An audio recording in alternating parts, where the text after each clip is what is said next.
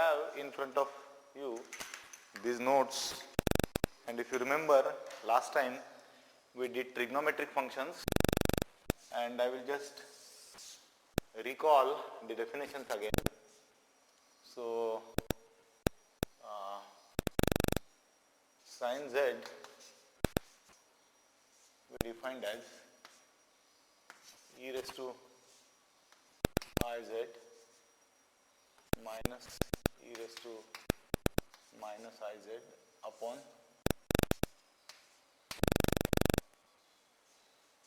and cos z to e raised to I z plus e raised to minus I z upon 2. And then with these definitions, we saw several properties of sin z and cos z, and just to repeat these properties, this sin z and cos z are entire functions.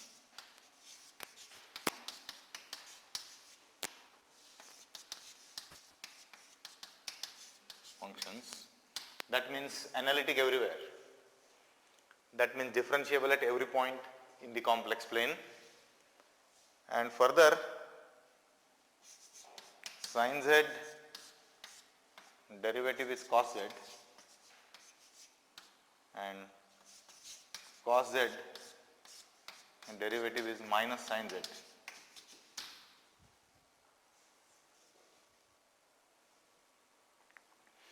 These functions are periodic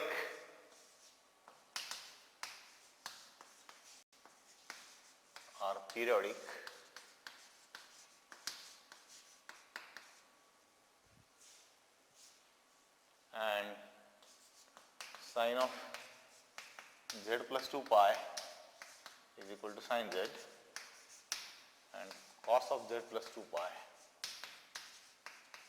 is cos z.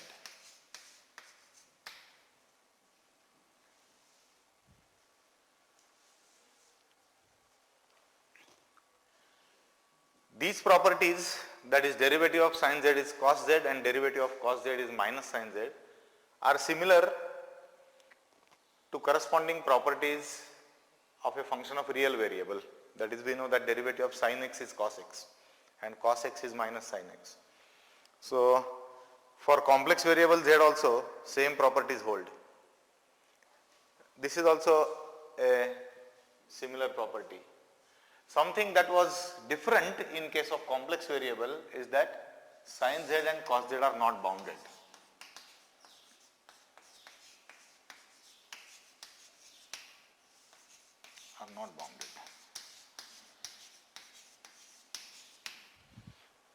You can see this again if you want, that is this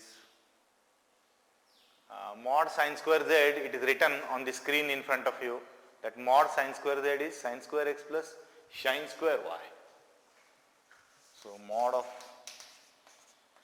sin square z, sin z square, mod of sin z square is sin square x plus sin square y. This is sin hyperbolic y. We saw all this last time if you remember. Now, as y tends to infinity, sin y tends to infinity. So, this function is not bounded. Therefore, mod of sin z tends to infinity as y tends to infinity actually.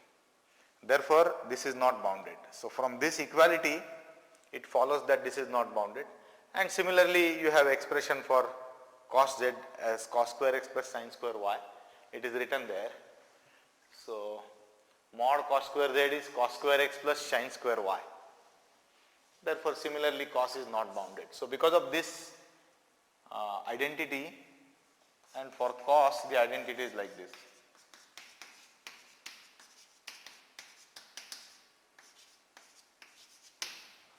So, again as y tends to infinity, this will tend to infinity. Therefore, mod of cos z will tend to infinity, and therefore it cannot be bounded. Okay. So, as functions of real variables, that is if you consider sin x and cos x, then we know that sin x and cos x are bounded functions. Mod of sin x is less than or equal to 1 always. So the trigonometric functions that we have learned from 11th standard, sin and cos, they are bounded functions. But this is first change when you have function of a complex variable now, sin z, z is complex and cos z when z is complex, then they do not remain bounded. These are not bounded, they are unbounded function. So you can make absolute value of sin z as large as possible. What you should do? You take y large, take whatever x, but take large y, then this absolute value of sin z will grow up. Similar thing will happen for absolute value of cos z. Okay. So these functions are not bounded. So this sin, cos and the properties of these trigonometric functions we did last time. Let us see some examples before we go to next chapter. Today we want to start with integration. Okay. But before that, let us finish this trigonometric functions. So do you see these examples that I have written on these notes? That is, find all z such that sin z equal to 0. See, if you solve problems like this, that enhances the understanding of the new definitions, because this is definition of sin z and cos z. Okay. So, and then these properties are derived from this. Actually we found real and imaginary parts of sin and cos also last time. Okay. So all that we did last time you have in your notes. Okay. And let us do some problems so that it will give some feel for these functions. So find z such that sin z is equal to 0.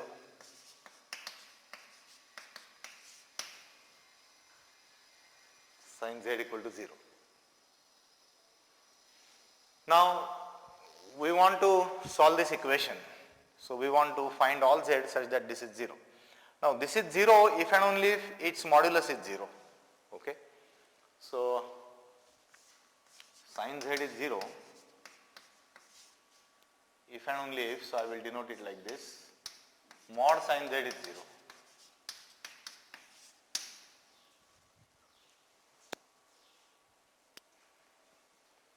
Okay. Now mod sin z we have expression, just now I wrote.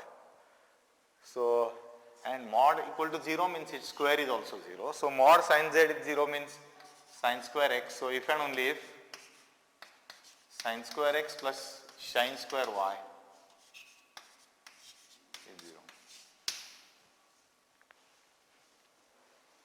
Because this is mod sin z.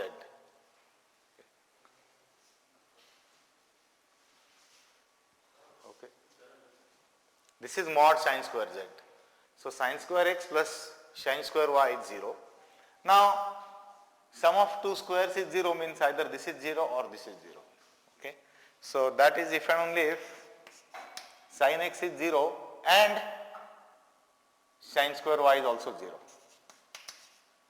So sin x is 0 and sin y is 0.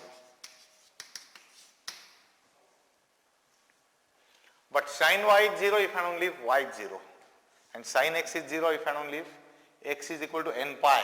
That is, sin x is 0 means x is 0 or pi or 2 pi or 3 pi or minus pi, minus 2 pi and so on.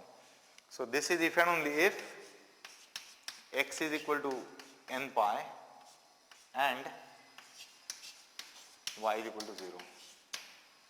That means if and only if z is equal to n pi, because z is x plus iy. Okay. So sin z is 0 if and only if z is n pi. So these are all n pi where n is what? N is integer. Okay. So see this derivation, that is sin z is 0, then we have mod sin square z equal to 0. That is sin square x plus sin square y is 0, because this is expression for mod sin square z. But this sum of squares is 0 means this is 0 and this is 0. Sin x is 0, then only solutions are x is equal to n pi. that is 0, pi, 2 pi, minus 2 pi and so on. And only solution of sin y equal to 0 is y equal to 0. I defined these hyperbolic functions last time. Okay. But for ready reference, this is e raised to y minus e raised to minus y upon 2. Okay. So that is 0 means e raised to y equal to e raised to minus y. Okay. That means y is equal to 0. So the zeros of this sin z are actually n pi, which are zeros of sin x. So there are no additional zeros. So our real function sin x has zeros at points n pi, and then the complex valued this function z, that complex function sin z is also 0 only at that point and no other point. So the zeros of the sine function coincide actually. Okay.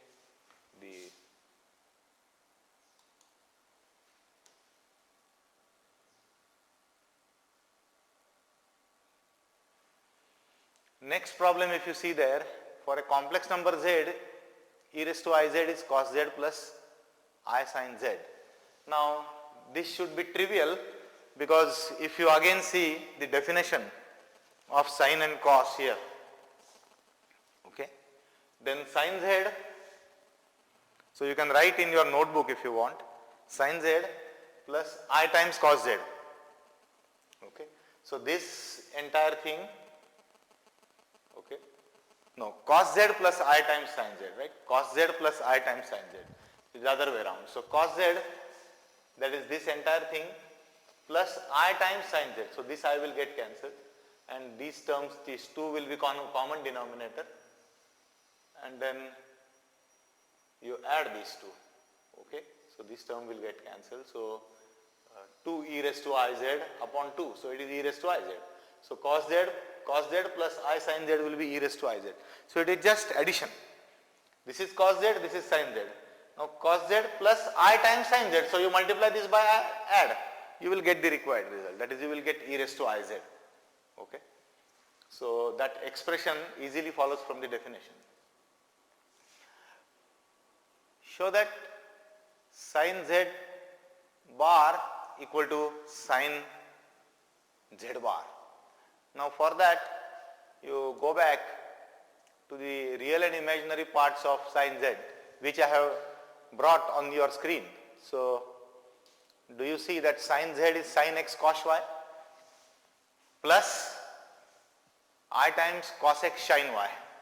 So let me write that we want to show that sin z whole bar is sin z bar. This is what we want to show. Okay. But z is x plus iy, then sin z is what? Real and imaginary parts are what? They are written there on your screen. So see that. That is sin x cos y plus I times cos x sin y. I cos x sin y. So this is sin z. So what is sin z bar? This will become minus. So sin z, this is sin z. So its conjugate will be sin x cos y minus I times cos x sin y.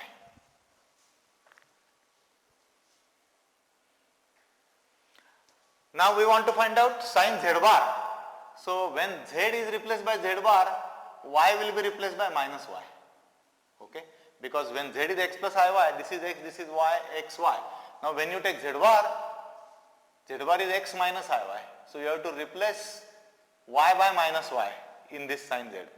So sin of z bar will be sin x cos of minus y. Sin x cos minus y plus I times cos x sin of minus y. Because I have taken z bar, I have replaced y by minus y now. But cos of minus y is cos y, and sine of minus y is minus sine y. So this will be equal to sin x cos y minus I times cos x sin y, which exactly we got here as sin z bar. So sin of z bar, so this is sin of z bar. That means you replace x plus iy by x minus iy. So that means x will be get replaced by x, but y will be replaced by minus y. That is what I have done. But then we get sin z bar, same expression. Therefore we have proved this. Sin z whole bar is sin z bar. The derivation is there in front of you. Yes. So from the fact that cos of minus y is cos y and sine of minus y is minus sine y, that is what I have used. Then fourth problem is show that mod sin z is bigger than or equal to mod sin x and mod cos z is bigger than or equal to mod cos x.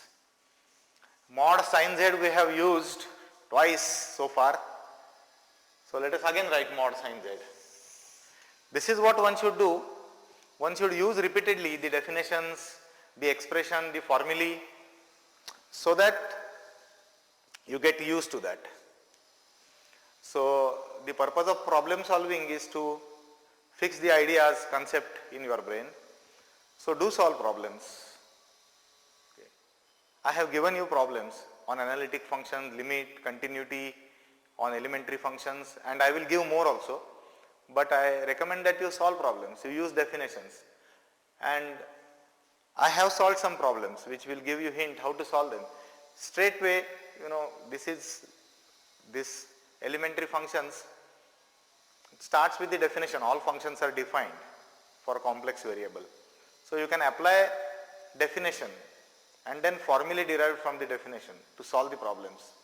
Okay. So this is one problem where it is asked to show that mod sin z is bigger than or equal to mod sin x. So mod sin z, we have expression, this bracket square is sin square x plus sin square y. Just now we have used. Okay.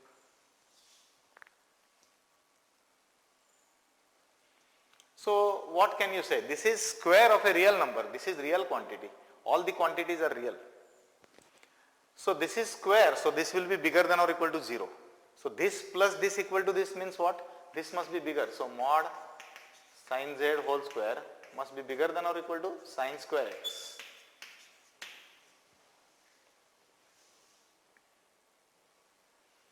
Because this plus this is equal to this. So if I take only one term, then this will be bigger. But now if I take square root, see when you take square root like this, that is suppose, now what shall I take if I take square root, what I get? Mod sin z is bigger than or equal to mod sin x. A square bigger than or equal to b square, then you should never write that a is bigger than or equal to b. You should write mod a bigger equal mod b. Okay. So mod sin z is bigger equal mod sin x because these are absolute values. Okay.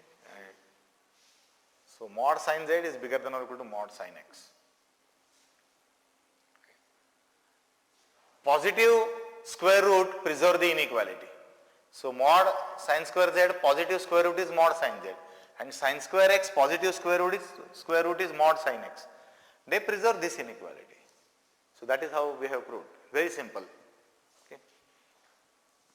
Similarly for cos square, and it is written there, so you read that. Similarly, by using the formula for mod cos square z, which is cos square x plus sin square y, we have proved that. So you read that from the screen, it is written there. Mod cos square z, do you see that on your white screen? Do you see that? Mod cos square z is cos square x plus sin square y. Okay. Therefore, mod cos square z is bigger than or equal to cos square x. take positive square root on both sides. So mod cos z is bigger than or equal to mod cos x. Okay. So read that again.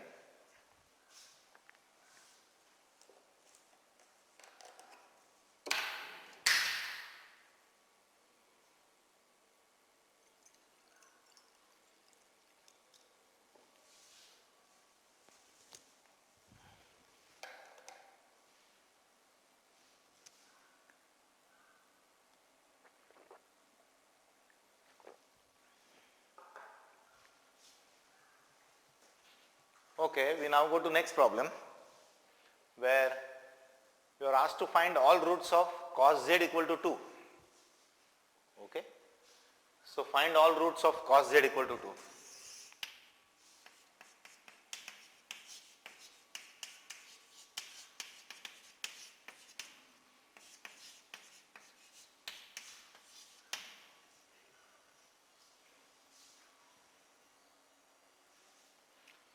Now for a moment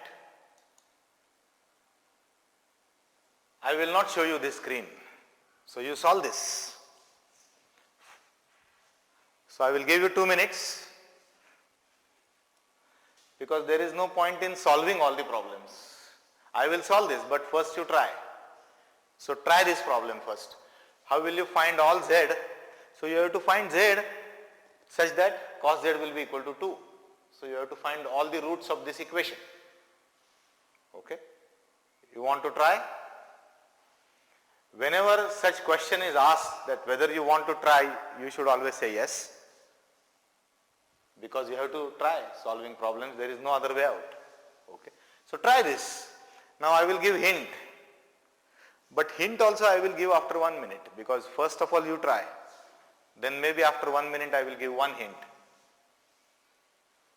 And then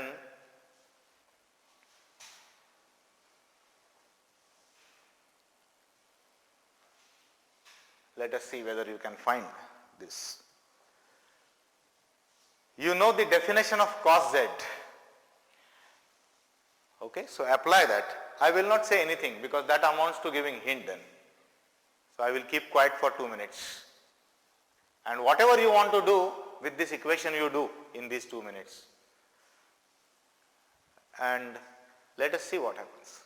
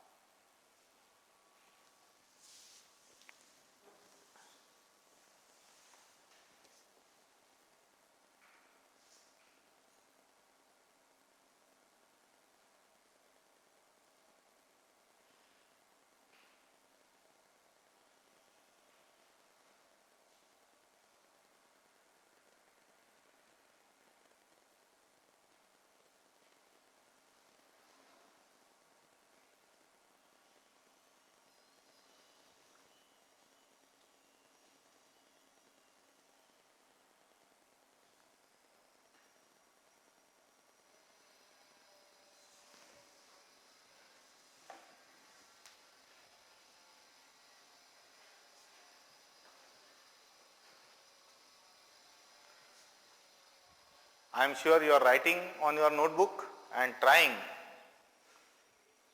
to solve this equation.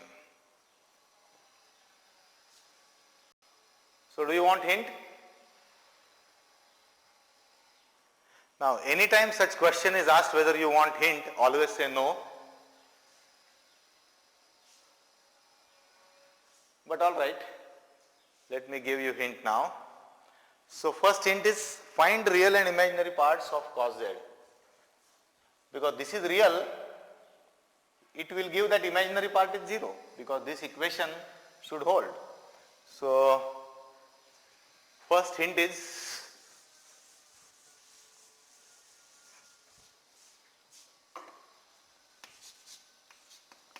write cos z as uxy plus I times vxy.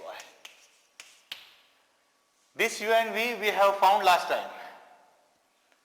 So I want you to write this expression, real part of cos z and imaginary part of cos z.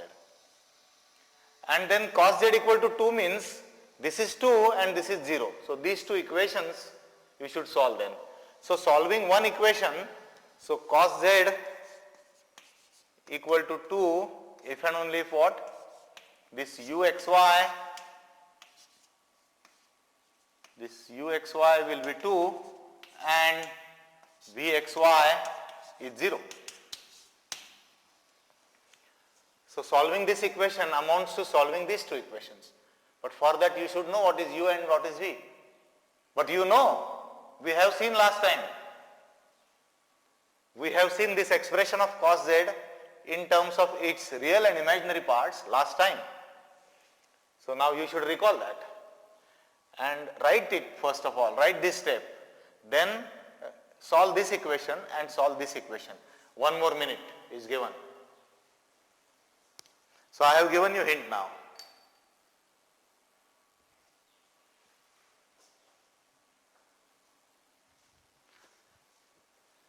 So focus your camera on this, okay?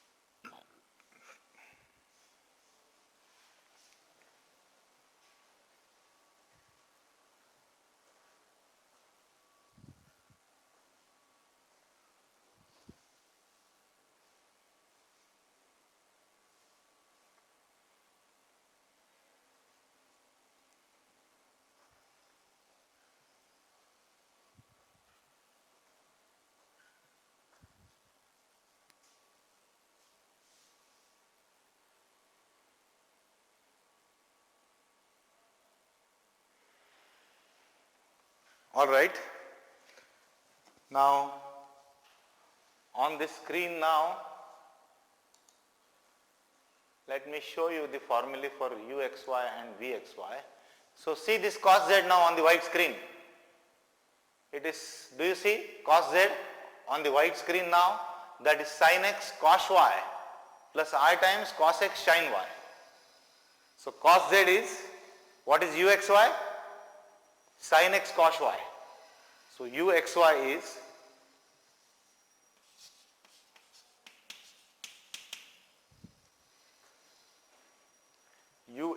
is equal to cos x cos y.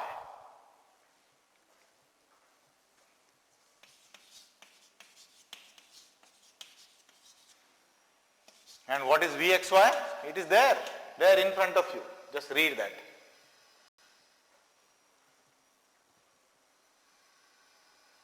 Minus sin x sin y.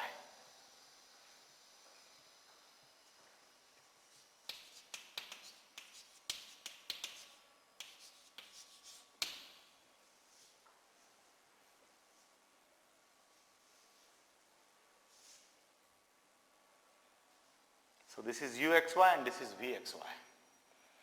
Now vxy equal to 0. See, you want to find z means you want to find x and y. So x and y are found from these two equations now. Now can you find this vxy equal to 0 means this term is 0. So this is 0 means sin x is 0 or sin y is 0. Okay. If sin y is 0, then cos y is 1. Because, let me write this expression, cos square y minus sin square y is equal to 1. So if sin y is 0, cos y is 1. Okay. Or cos y is minus 1.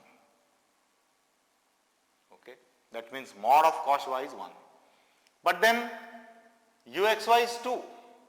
So if this is 1, cos x will become 2 or minus 2, which is not true, because cos x for real variable x is between minus 1 and 1. Now see, the rest of the argument is written here.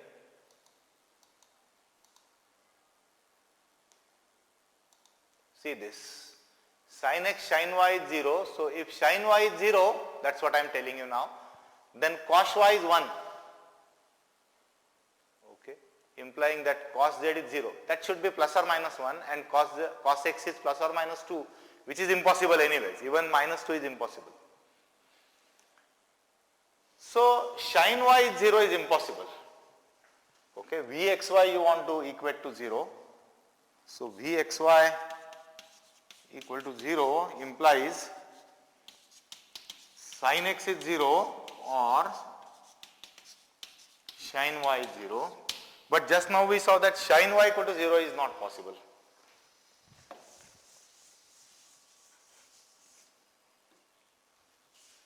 But sin y equal to 0 is not possible here, because that will imply cos x is plus or minus 2, which is not true. So therefore what do you get? Therefore sin x is 0, because sin x is 0 or sin y is 0, but this is not possible. Therefore sin x is 0. Okay. Now sin x is 0 means x is equal to n pi.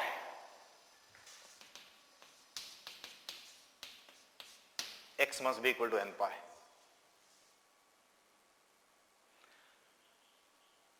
But if x is equal to n pi, what is cos x?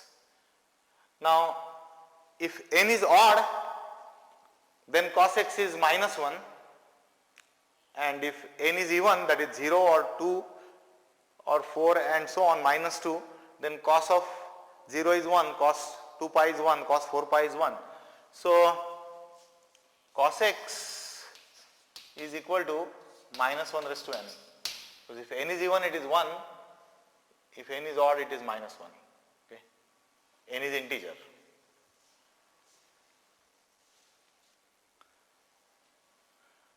But uxy is 2.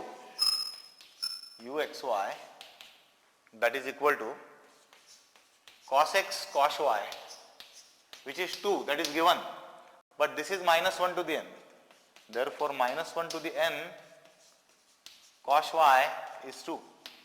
Now if n is odd, then this will become negative and cos y will become minus 2, which is not true, because cos y is always positive.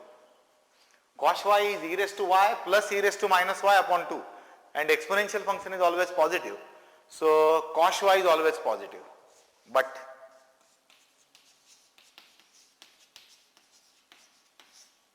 for all y, therefore n has to be even.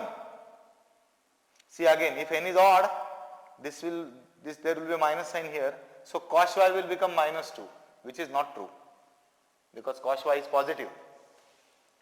Therefore n must be even. If n is odd, there is a contradiction to this. Therefore n is even.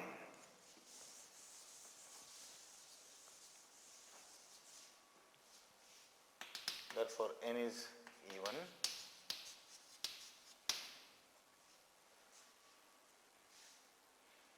That means you get x is equal to 2k pi. Therefore x we get as some 2k pi, where k is integer, even multiple of pi. See this, n is even means 2k, but n is even means this is plus 1. So cos y is 2 and cos y is 2. Therefore y is equal to cos inverse of 2. So we have found x and y. That means we have found z. Z is x plus iy. Therefore z is equal to x means 2k pi plus cos inverse of 2. That is what you get finally.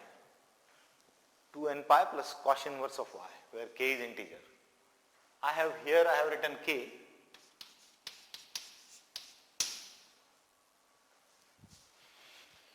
So at these points exactly you get cos z equal to 2. So see this method of solving the equations. Whenever such equation occurs, you have to first express that function into its real and imaginary parts, and then looking at this number, now here it is real, therefore imaginary part is 0 and real part is 2. Had this been 1 plus I, this is 1 and this is 1, like that it is. So you look at this number and equate real and imaginary parts of this equation. Then you get two equations.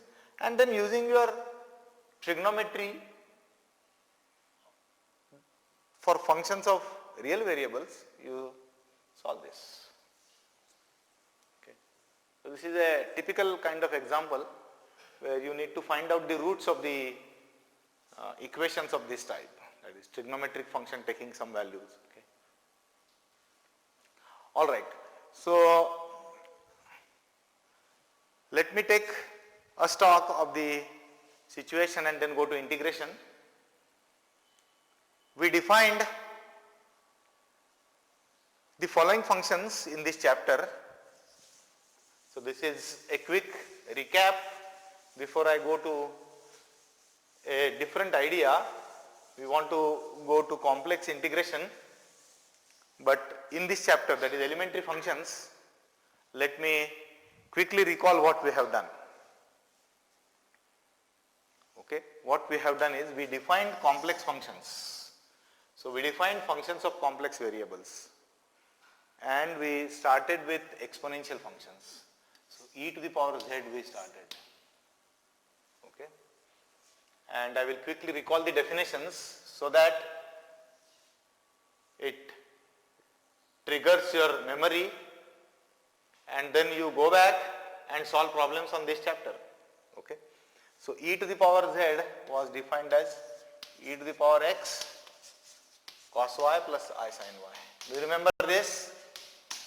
Where what is x and y? Z is x plus iy.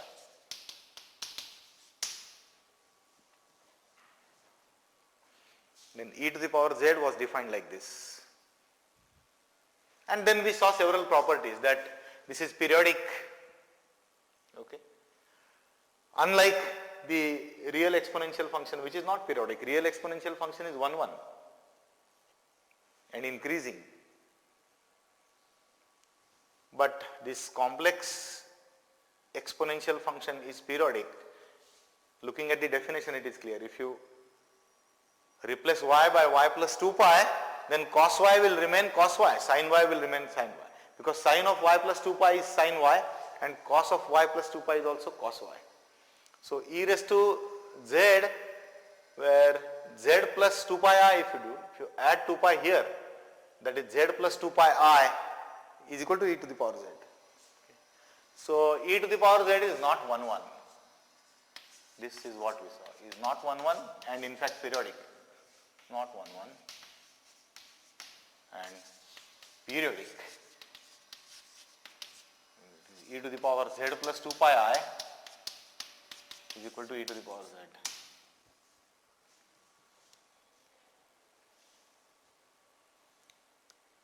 So this is unlike the real exponential function, which is increasing and 1, 1.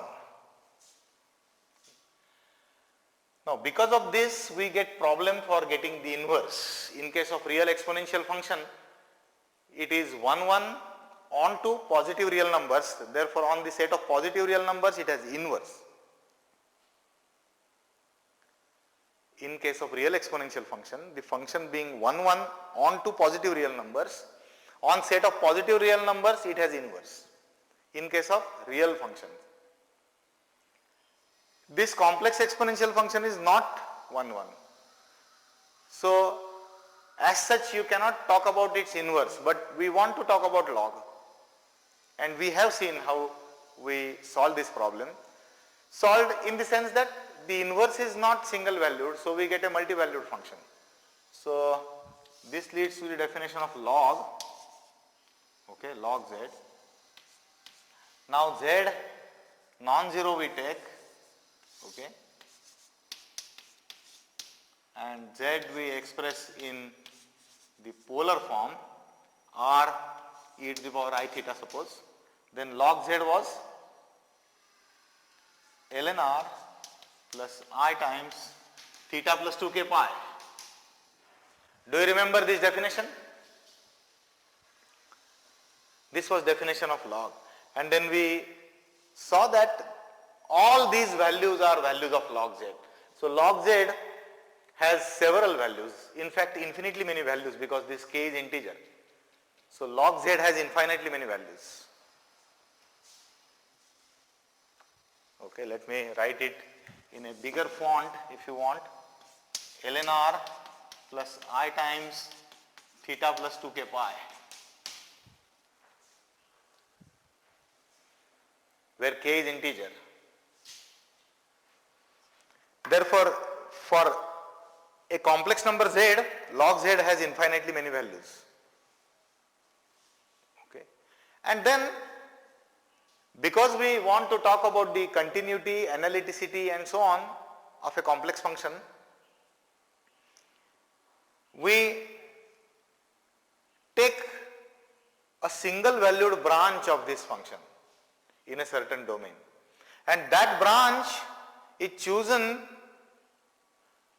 by choosing a specific value of the argument. So if we choose principal argument, then we get principal logarithm, and if we choose the value of this argument between a certain interval of length 2 pi, that is alpha to alpha plus 2 pi, then we get alpha branch of the logarithmic function. Let me repeat again that in general the logarithmic function is multi-valued, it has infinitely many values, because as k varies you get different value of log. But if a function is multi-valued, how do we speak about continuity, differentiability and so on? So we want a single valued branch of this function. To get a single valued branch, we choose a particular value of the argument, because that argument gives rise to different values of log z. So if we take principal argument, that is argument which belongs to minus pi to pi, we get corresponding principal branch of the logarithmic function. And if we choose this argument in certain other interval of length 2 pi, every interval of length 2 pi will contain one value of the argument. Therefore, every interval of length 2 pi will give rise to one branch of logarithmic function. And then we saw the domains, corresponding domains of analyticity of these functions, that is maximum possible domain where this function log z is analytic. So that we have to remove the negative real axis and so on, and if alpha branch is taken, then you have to take a cut at the ray argument z equal to alpha. So at all other points this function is analytic, derivative is 1 over z and so on. Okay.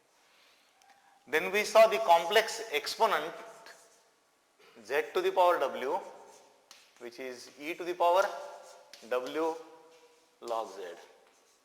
And since log is multi-valued, this is also multi-valued in general, and then the corresponding values of single valued branches gives single valued branch of this, and the domain where this is analytic, this is also analytic.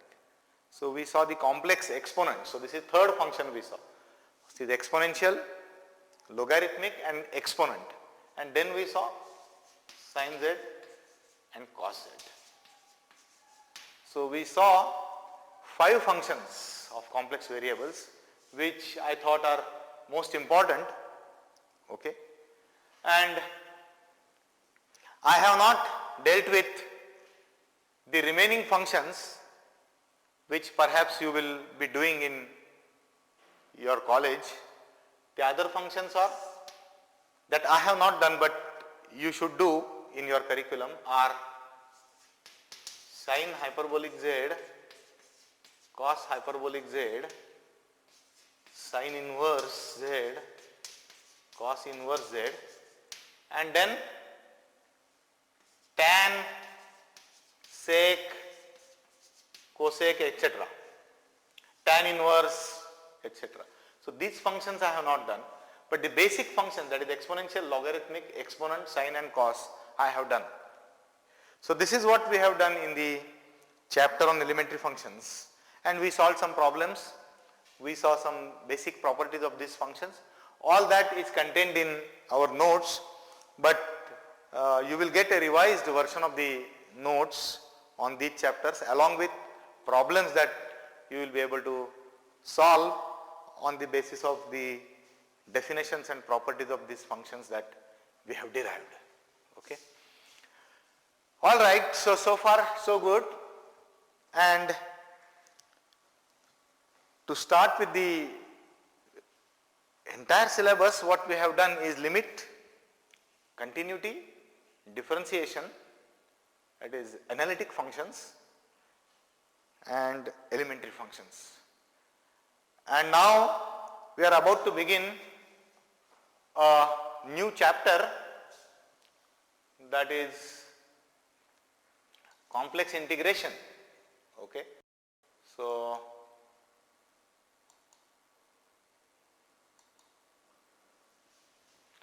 let me get, all right, so this is integration, and we need to follow certain strategy in understanding what complex integration means. So this word I am using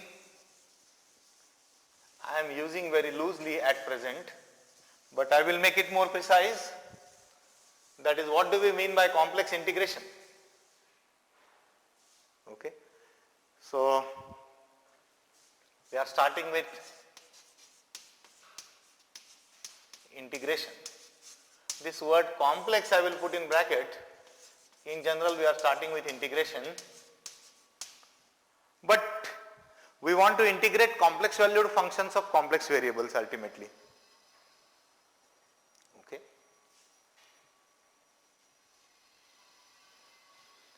Now in the last semester you have learned Riemann integration. Have you? Yes, I know that you have learned. So you have learned the integration theory, but that was integral of a real valued function defined on an interval. Okay. So let me just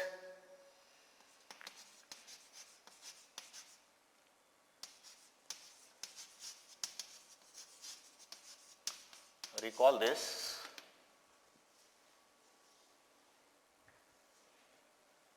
So f is from a comma b to r.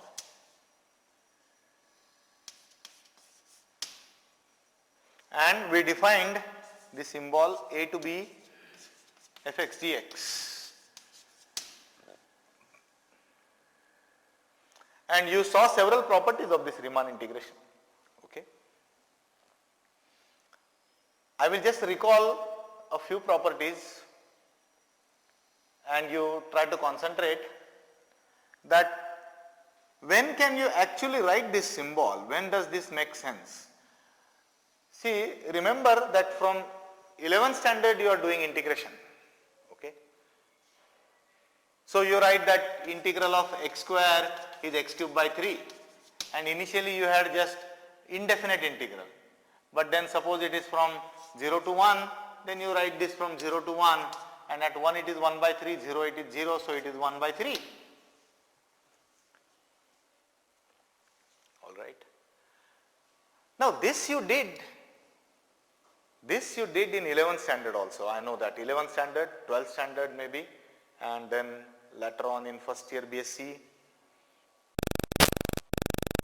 The definition of the integral came actually in third year BSc when you learned Riemann integration. So you know the meaning of this symbol. Before that, in some sense you were using fundamental theorem of calculus that this is derivative of what? So x square is derivative of x cube by 3. So derivative and then integration, then you get back the original function, and then this is between these two limits you get the value of the function. So this is in some sense actually the fundamental theorem of calculus. But then independent of that, what is the definition of this? You have learned in third year BSc, and then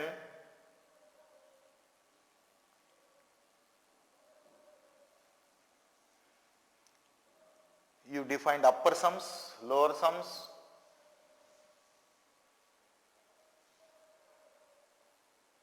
and then upper integral, lower integral, and the Riemann integral. I am not going to define again all this, but when does this integral make sense? That means when can you really write this integration? So we say that a certain function is integrable. Okay. Before third year BSc you never worried about this problem. You take a function and integrate. You never worried that whether it is integrable or not. So notion of integrability came into picture when you learned Riemann integration.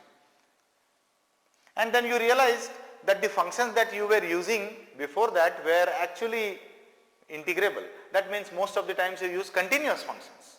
So continuous functions are integrable. Okay. So continuous functions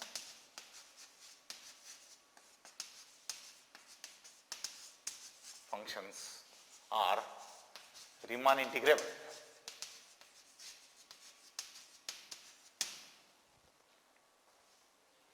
Continuous functions are integrable. What else? Are there other functions which are also integrable? Yes. So in fact, you did a general theorem which is necessary and sufficient condition for integrability, that a function is Riemann integrable if and only if discontinuity set is of measure 0. Do you remember that theorem? Discontinuity set is of measure 0. But at present we don't need all this, but then we have to just note that the functions with finite number of discontinuities in a certain interval are also Riemann integrable. So functions with a finite number of discontinuities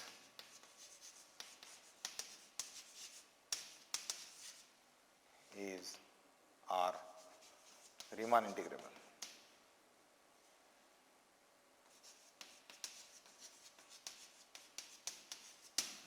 Finite number of discontinuities are also Riemann integrable. Okay.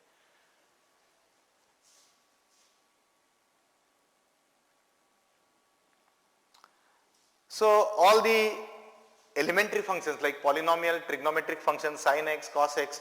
Now I am talking, remember, only about the real variable. I will go to the complex variable case. That is what we exactly want to do in this chapter. But to start with, I am talking about the real variable. So our usual integration. Okay. So sin x, cos x, x square, x cube are all integrable functions. They are continuous.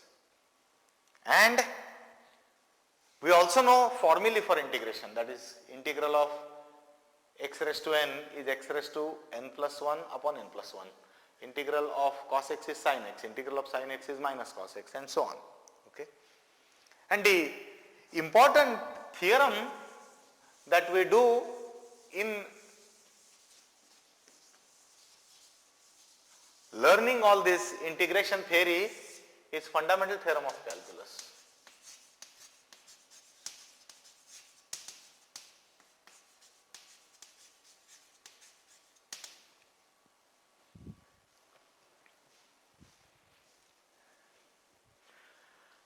That states that if f is equal to g dash, I am not writing the full statement, of course, I am just recalling this because this we have done. On say AB, then integral f from a to b, that means integral g dash is gb minus ga.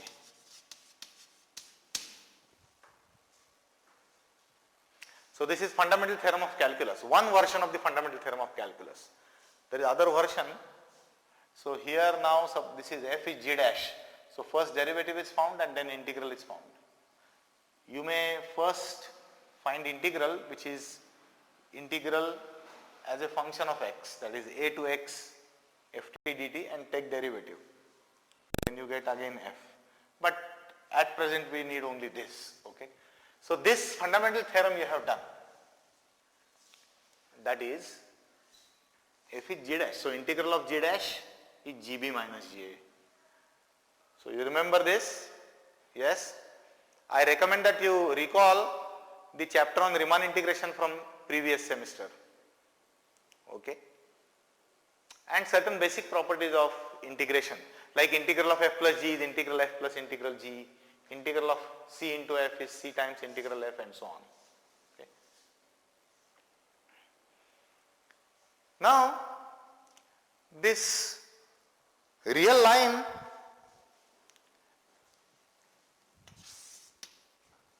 being an ordered set, and it is a line, this interval, if you see, okay, is the only curve I can draw on this straight line. Can I draw some other curve on this line? So can I draw? It will go outside if I try to do it something like this. So I want to draw a curve on the line, then it has to be line again. It has to be a line again. So the integral is taken on a curve on the line. This interval, see, Riemann integral is defined on an interval, that means integral is defined on a curve on the line. Whereas if you take now complex plane,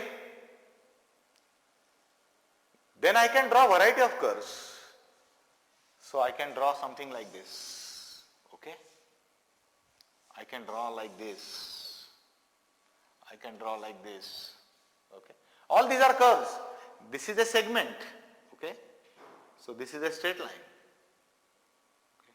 This is some other curve. I can draw something like this. I can draw like this.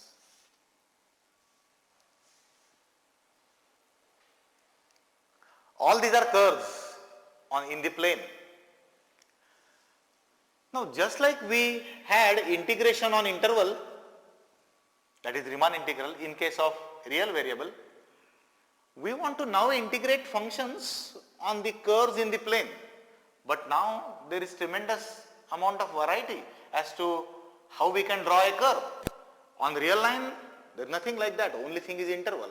So Riemann integral is defined on interval. Now these curves, okay,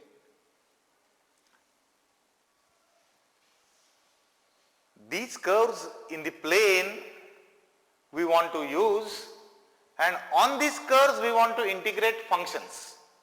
Functions which are from complex plane to complex plane. So f from C to C.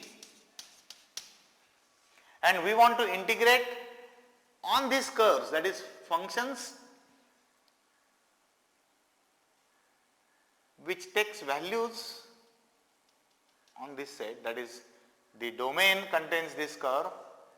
So, and then what is integral of f on this curve, integral of f on this curve, integral of f on this curve.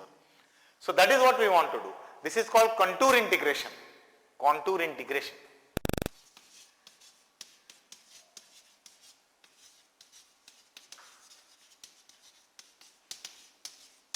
That is integration on a contour.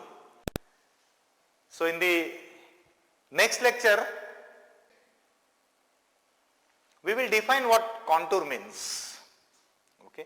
Some special types of curves we need to take in the plane, and then we want to define integrals of functions on those curves. Remember, this complex integration is much easier, and then if you pay attention right from the beginning, right from definition 1, what curve means, what contour means, how the definition of integration is given, then in fact you will find that it is easier than the Riemann integral theory that you did last semester. Okay. So I suggest that this is a big chapter, that is integration, and then right from the first moment you concentrate and try to understand the definitions properly, so that